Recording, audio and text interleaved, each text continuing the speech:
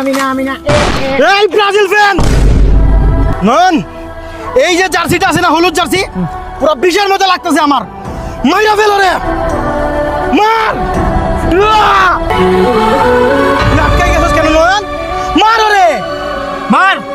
আমি Brazil fan মারতে পারবো না। কেন? ছোট থেকে বড় হয়েছি ব্রাজিল কইরা।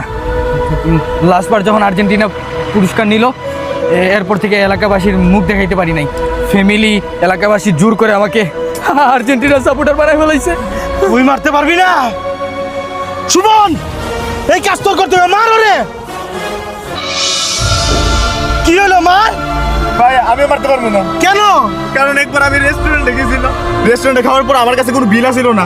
আমি রেস্টুরেন্টে খাইয়া কোনো বিল দিতে পারি নাই। আমি আমার বন্ধু বান্ধব সবারই কল দিয়েছিলাম, কোনো হালাই কল ধরছে না। তারপরে একজন আসছিল যে আমার হেল্প করছে। কে? একজন।